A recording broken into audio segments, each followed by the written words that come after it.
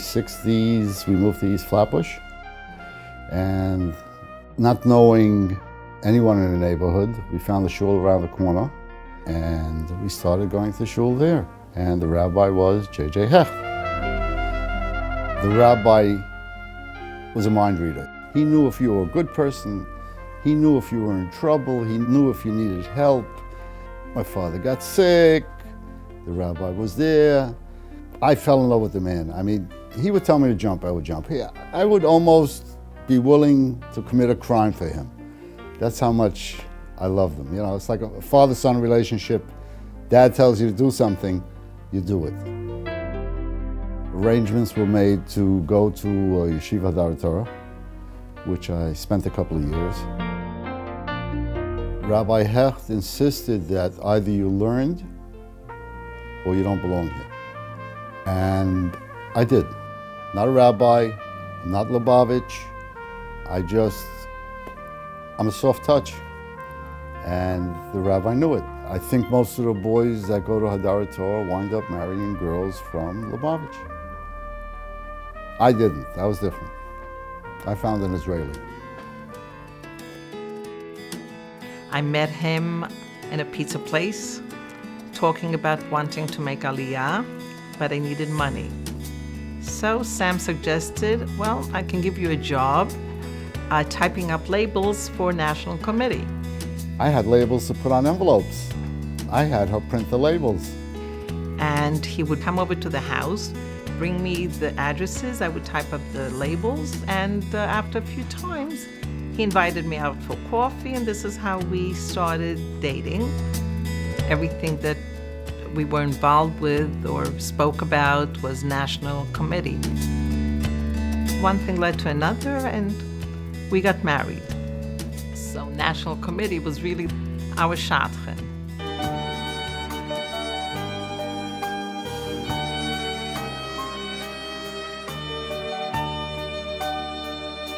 Rabbi Hecht was supposed to be my Masad Kedushin, the man that married us. However, his rabbi was going to be at the wedding.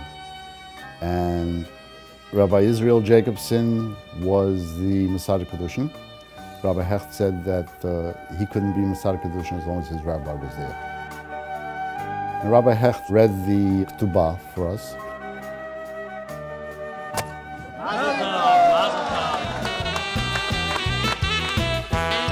Such an important part at our wedding. The simcha that he showed at our wedding was just like a father marrying off his son. It was just unbelievable.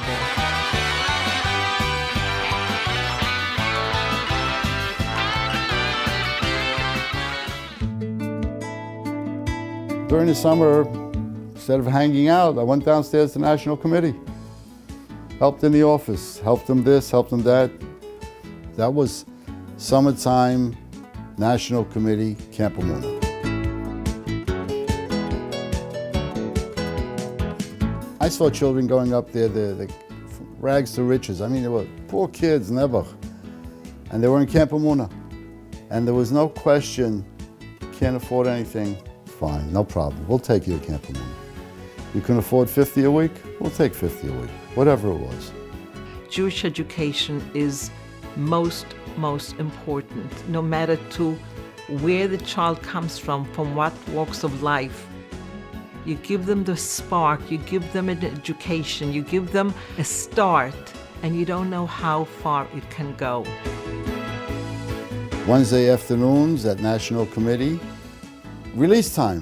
What is release time? Release time was a program where Jewish education was brought to children in public schools after school hours. They were taught, Hanukkah's coming soon, Pesach's around the corner. Do you know about this holiday? Do you know about that holiday? Every once in a while, I was at National Committee or in Hadar Torah. They needed a driver, put him in my car, drove him wherever they had to go to, and waited for an hour or so and took him back to Crown Heights again. You just can't let all this stuff just fly by you. You're part of it. Toys for Hospitalized Children was to bring a smile to a child's face. Child smiled, Rabbi smiled.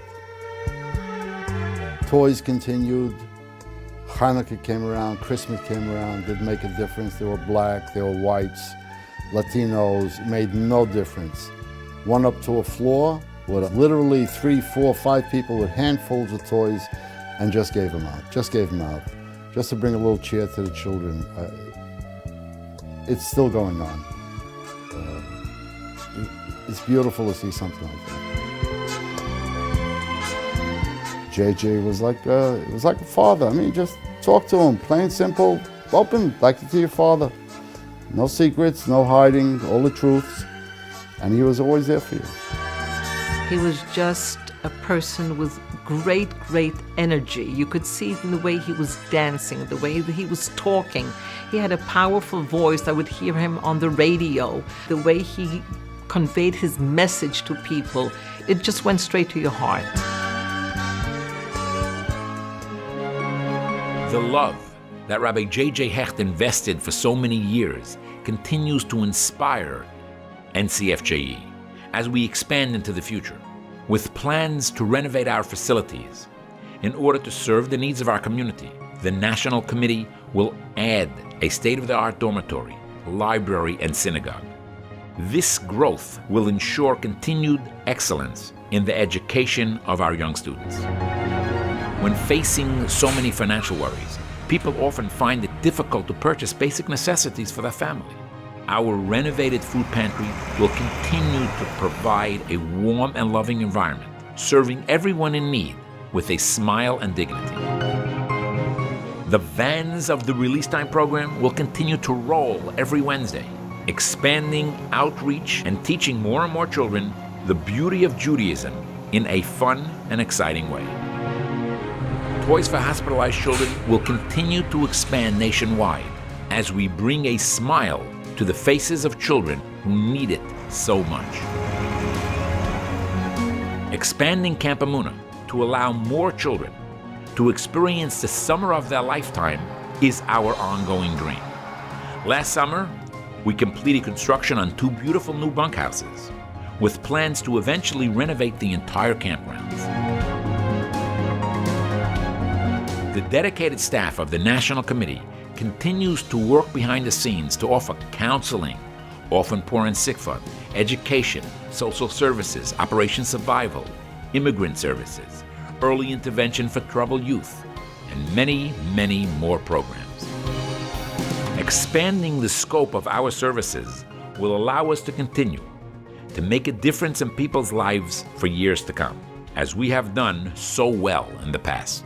I was a camper at Camp Emunah in 1973. I was involved to rescuing thousands of Jewish boys and girls from Iran with National Committee. I enjoyed many summers spent in Camp Emunah.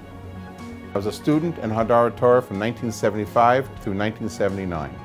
I went to Ivy League Torah summer program. I am a product of Release Time 1950.